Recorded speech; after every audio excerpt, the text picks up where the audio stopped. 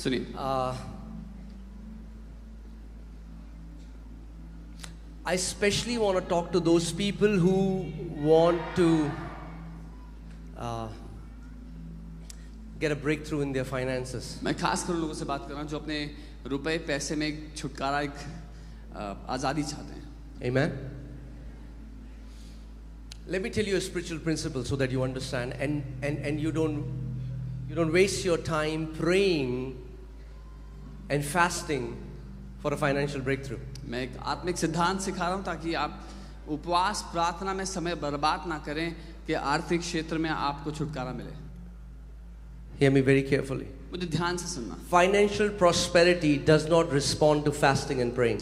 आर्थिक समृद्धि उपवास प्रार्थना को जवाब नहीं देती. And many Christians have been praying and fasting for a financial turnaround in their life. और बहुत से मसीह लोग एक आत्मिक छुटकारे के लिए प्रार्थना उपवास कर रहे हैं. Because they don't understand the revelation of the scripture. क्योंकि वो वचन के प्रकाशन को नहीं समझते. Amen. Many people are. It's your Father's will to prosper you. आपके पिता की ये चाहत है कि वो आपको समृद्ध करे. आप जानते हैं इस दुनिया में 75% से ज्यादा जो चिंता है वो फाइनेंशियल चिंता है लोगों को. आज पास्टर्स को फाइनेंशियल चिंता है, मिनिस्ट्री की, बिजनेसमैन को फाइनेंशियल चिंता है, लोगों को फाइनेंशियल चिंता है. Amen. And God wants to deliver you from that. Amen. मैं आपको एक छुटकारा देना चाहता है. Put Deuteronomy 16 verses 16 and 17. व्यवस्था विवरण 16 उसका 16-17. I want to teach you this principle. और मैं परमेश्वर के सामने एक शुद्ध विवेक के साथ मैं आपको आज एक बात बता रहा हूँ जो आपको सिखा रहा हूँ. मेरा उद्देश्य केवल ये है कि जो जिस ब्लेसिंग को मैं चख रहा हूं, अगर मैं चरवाहा हूं आपका तो मैं चाहता हूं आप भी उसको चखो. ओके?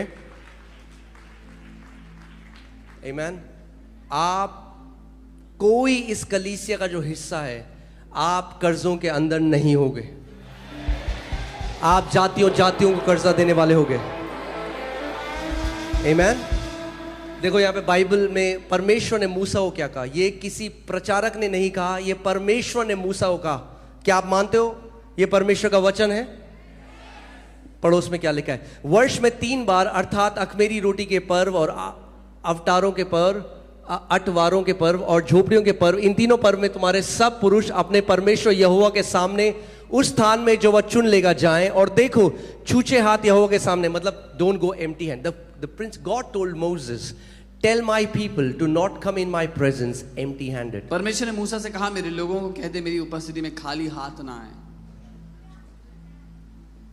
ओके? ध्यान से सुनो इस बात को. Your prosperity is in your hand. आपकी समृद्धि आपके हाथों में है. Let me say that again मैं दोबारा so that you understand it. ताकि आप Your समझें. prosperity is in your hand. आपकी समृद्धि आपके क्यों हाथों में है. परमेश्वर मूसा से कह रहा है कि लोगों को बोल मेरे पास खाली हाथ ना है? क्या परमेश्वर को क्या हमारे हाथों से क्या उसको बिल भरना है क्या स्वर्ग में? Why is he telling people? Whenever God gives us a command, it is for our benefit, not for his benefit. जब कभी परमेश्वर एक आज्ञा देता है तो वो हमारे भले, हमारे फायदे के लिए होती है, उसके भले के नहीं. Amen. कितने लोग जानते हैं प्रार्थना करना आत्मिक है? हाँ, जो प्रार्थना बहुत करता है हम उसको क्या बोलते हैं? बहुत आत्मिक है. मगर हम आज तक एक चीज नहीं समझे. आप जानते हैं जैसे परमेश्वर प्रार्थना करने को आत्मिक देखता है, परमेश्वर राज्य में बोने को भी उतना ही आत्मिक देखता है.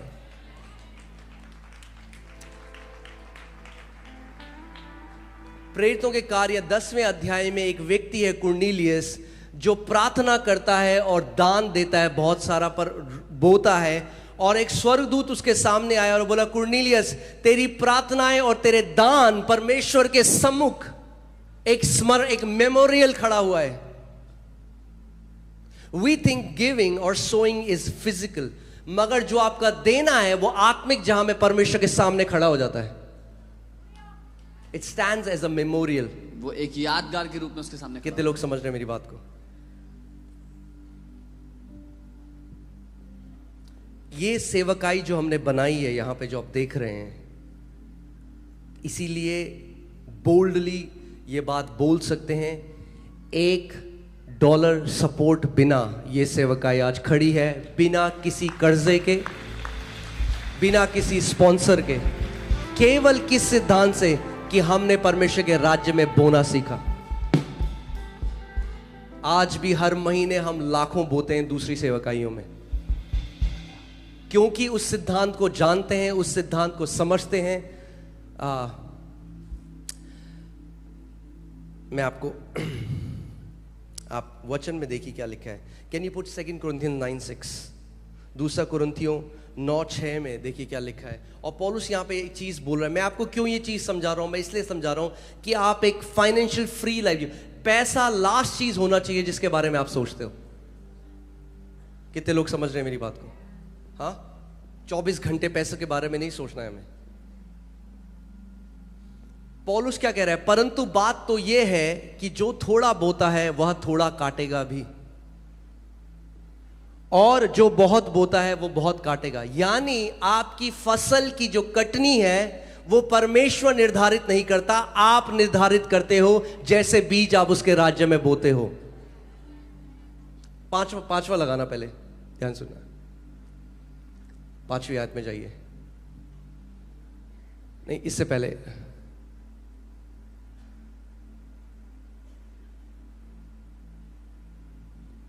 पौलुस यहां मैसेडोनिया की कलीसिया में गया और वहां लोगों को बोल रहा है कि तैयार रहना देने के लिए, मगर वो उनको ये चीज बोलता है कि कभी भी प्रेशर में आके आपको नहीं देना है। इसलिए ध्यान से सुनो, इस कलीसिया में कभी भी प्रेशर में आकर बोलो नहीं देना है।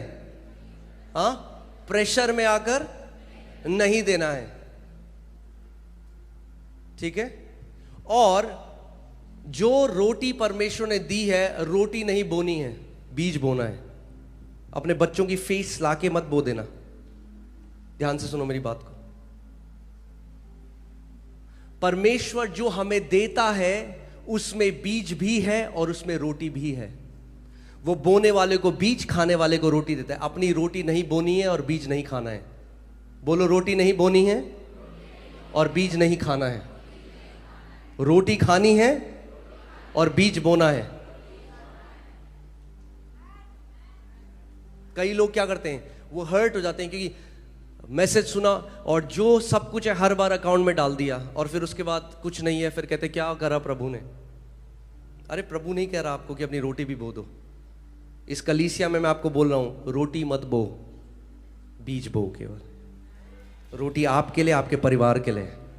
अपने बच्चों की फीस निकाल के मत डालो यहाँ ऑफरिंग बैग में। आमीन। हाँ, एक गैर जिम्मेदार आप हस्बैंड और एक फादर नहीं हो सकते। Don't show your kids fees. अपने बच्चों की फीस लेके मत बो देना। मगर जो भी परमेश्वर आपको देता है, जो भी, मैं आपको आज तरीका बता रहा हूं बढ़ोतरी का, कि आप इस बात को समझ जाओ, आप एक फाइनेंशियल इंडिपेंडेंट लाइफ जी सको। आपको लग रहा है यीशु मसीह सोचता था हर समय कैसा कैसा आ रहा है, कैसे कैसे होगा सब कुछ? नहीं, money should be the last. आपकी चिंता का आखिरी होना चाहिए पैसा। सो जो भी परमेश्वर आपके हाथ में रखता है, आपकी सैलरी कुछ भी हो, चाहे 10,000 है, चाहे 20,000 है, चाहे 1 लाख है, फर्क नहीं पड़ता। जो भी आपकी सैलरी है उसमें बीज है और उसमें रोटी है। पहला जो 10वां हिस्सा है वो परमेश्वर का है। किसका है? परमेश्वर का। पहला 10वां हिस्सा परमेश्वर का है। तो जब हम वो परमेश्वर के राज्य में पहला 10वां हिस्सा बोते हैं तो आप उदारता नहीं दिखाते, आप उसको वो देते हैं जो उसका हिस्सा है। कई मसीह लोग तो वो भी नहीं करते। जितने मसीहों से मैं मिला हूं जो बहस करते हैं टाइट में, आप उनकी फाइनेंशियल स्टेट देख लेना, वो फाइनेंसेस में स्ट्रगल कर रहे होंगे, मगर बहस नहीं छोड़ेंगे अपनी। अरे बुद्धिमानी दिखाकर अगर जीवन में मूर्खता के फल हो तो क्या फायदा उस बुद्धिमानी का?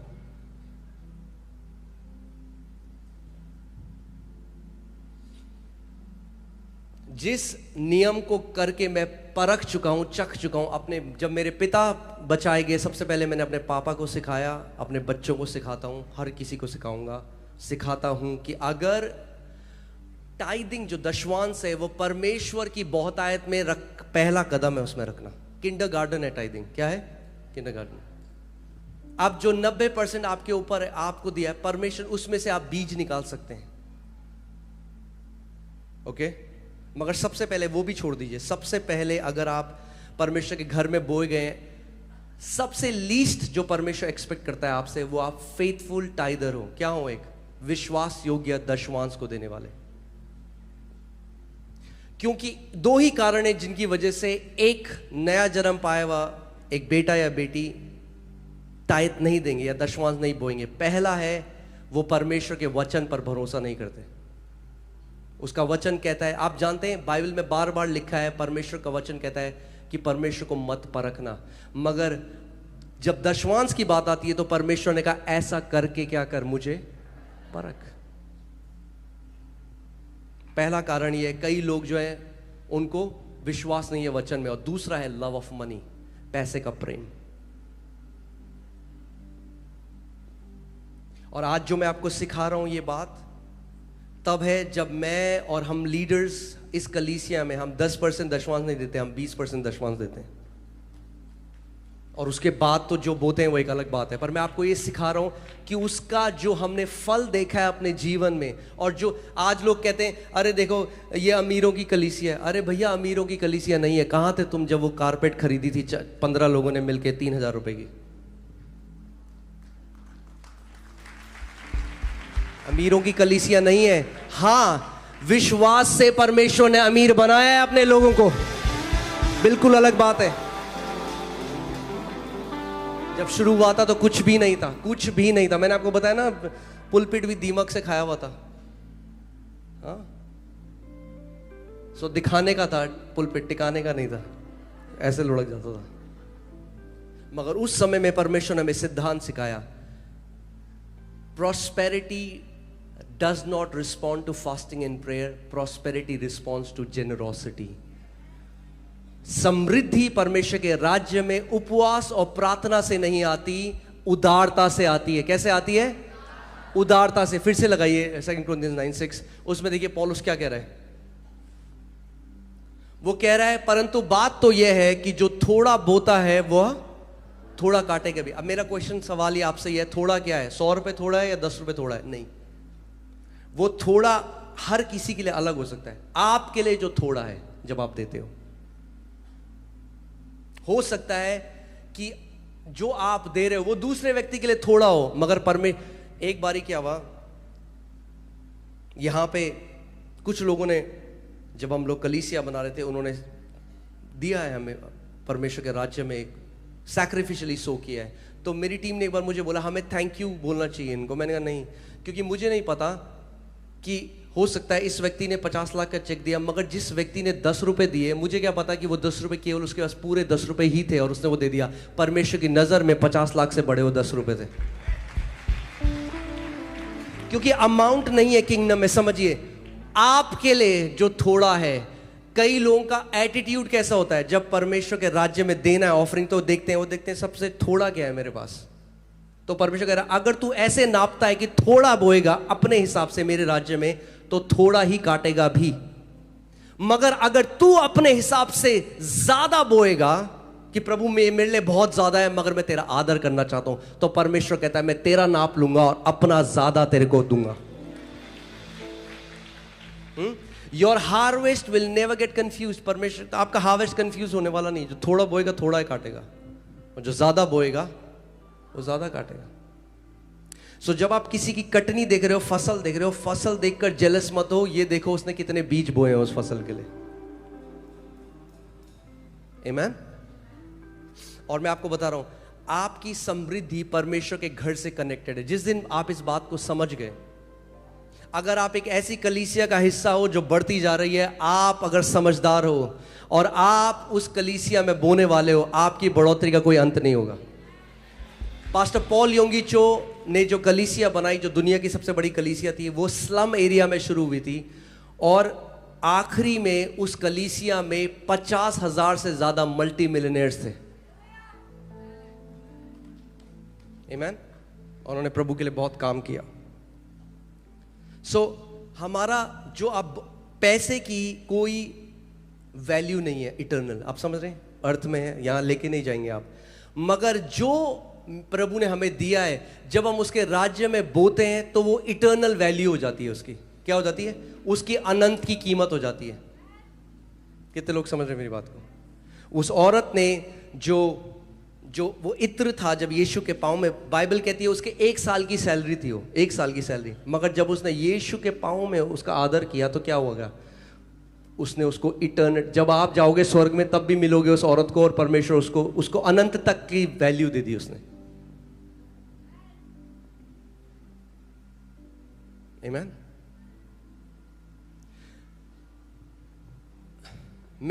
एक चीज मैं और मेरी वाइफ ने डिसाइड करी कि हमारे बच्चे, we will make sure that they become generous, कि वो उदार होंगे, क्योंकि अगर उदार होंगे उन्हें कभी कमी नहीं होगी किसी चीज की।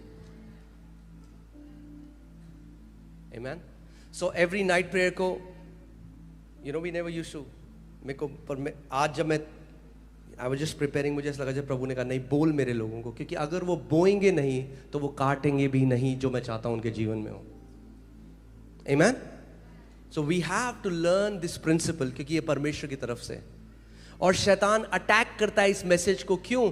क्योंकि वो जानता है, शैतान नफरत करता है कि मसीहों के पास मसीह ब्लेस्ड ना हो। क्यों? क्योंकि मसीह, जब दुनिया के, जब अनगॉडली लोग, जो करप्ट लोग हैं, जब वो ब्लेस होते हैं तो क्या बनाते हैं? वो बार बनाते हैं, पब बनाते हैं, ब्रोथल बनाते हैं, सारे गलत काम करते हैं। मगर जब मसीह लोग ब्लेस्ड होते हैं तो हॉस्पिटल्स बनाते हैं, वो ऑर्फनेजेस बनाते हैं, वो अच्छा काम करते हैं। सो पैसा राइचियस के हाथ में जब आता है तो वो वेपन हो जाता है एनिमी के किंगडम में। जब धर्मी जन के हाथ, जब धर्मी जन ब्लेस्ड होता है तो वो क्या होता है? एक हथियार हो जाता है शैतान के विरोध में, और शैतान नफरत करता है इससे। इसलिए he doesn't want you to prosper, but God wants you to prosper. Amen, hallelujah, praise God. और मैं आपको बता रहा हूं, हम अपने जीवन में जो देख रहे हैं, और हर समय, हर साल हम लोग क्या करते हैं? प्रभु, हम लोग अपनी कैपेसिटी को बढ़ाते जाएंगे, हम लोग अपनी कैपेसिटी को बढ़ाते हैं, और हर साल हम उस हिसाब से कटनी भी कर रहे हैं। आमेन। अभी आपको बता रहा हूं, बहुत जल्दी हम पूरे लॉन तक ये बिल्डिंग ले जा रहे हैं, 10,000 लोग बैठ पाएंगे फिर एक साथ। आमेन। अभी ऑलमोस्ट 5,000-5,500 लोग यहाँ बैठते हैं, अब फिर ये पूरा बाहर तक जाएगा तो 10,000 लोग एक साथ बैठ पाएंगे। अब लॉन के बाद तो आगे जा नहीं सकते, तो फिर हम परमेश्वर में बड़ी जगह में ले जाएगा। आमेन। So I want to give you this opportunity to partner in this ministry. इस सेवकाई में भागीदार हो जाओ, क्योंकि मैंने आपको क्या बताया, कोई विदेश से पैसा नहीं आता इसमें, जिसको कभी